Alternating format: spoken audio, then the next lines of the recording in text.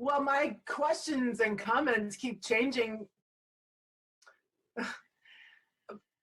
This whole thing of we, I, they, this whole thing of projecting a they, it's like so easy to do. But when I am they, it's just I. And then there's a place where I is not I. I disappears and it's everything. But, so there's still the energies to clear, which is what I hear you saying. Mm-hmm. And I guess my question lately, because I've been learning so much about, 5G and the space fence and all this stuff, it's not a pretty picture, but like, do I need even to, I don't need so much detail about it, but the fact that stuff like that is going on, or it's in the minds of some people, if they are people, will my inner work and my inner, awareness, is there ultimately no separation whatsoever? We are all like this locus, or my inner awareness is everybody's. Is there no, it sounds like you're suggesting there's like no outside anything to even necessarily, I find it helpful to know, to hear stuff like what's going on in the world, but there's a point where it is really a downer, even to my own energetic system. And I don't feel like I go into that downer place so much, but it's like, wow, what do we do? And yeah, I think that is a really good perspective. And I think that's sort of the place where a lot of us are, we're trying to figure out what's happening. And it's all in here. And when you can feel it and be in relationship to it and be in a neutral place with it, you discharge.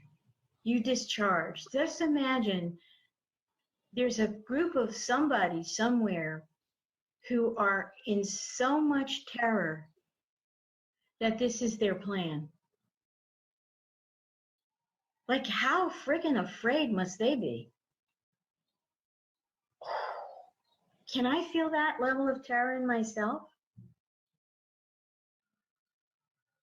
And then find a relationship to that terror in me, and who is it that feels that terrified? Can I open my heart to that magnitude of terror and hatred? I had an experience, I don't know, I guess it was back in March, where I was in a whoa, and I'm asleep, and an energy comes up in the night.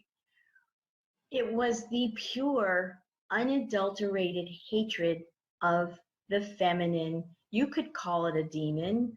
I don't care what you call it, but it was like right in front of me so that I could see it, right? And so I do what I do as using the tools that I teach. I just became present and aware and neutral and let it completely show itself and let it see that I was not afraid of it. And also to communicate that it didn't have the power to kill me.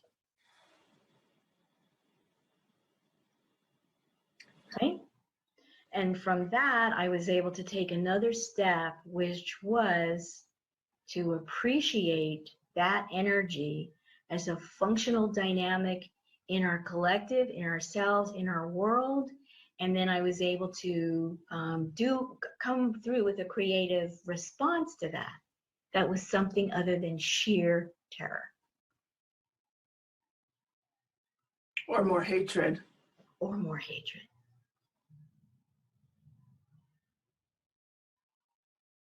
Right, yeah.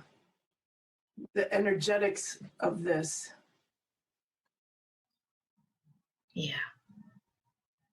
And what we've been blessed with, and I know a lot of us would say, are you kidding me? This is blessing, is that we're getting small homeopathic doses of this. most of us, that we can just about manage, right? And when we make that choice, then the collective is impacted by our choosing. And we actually are opening up more space, room for love in the collective. Yeah? Yeah. It's just a kind of a calm bravery. That one was tough. I was like, oh, wow. This is pure hatred. It really, I mean, I don't know what else to say other than it was an entity, it was a demon, and that was its essence. Very, I don't know what the word is, but You show up.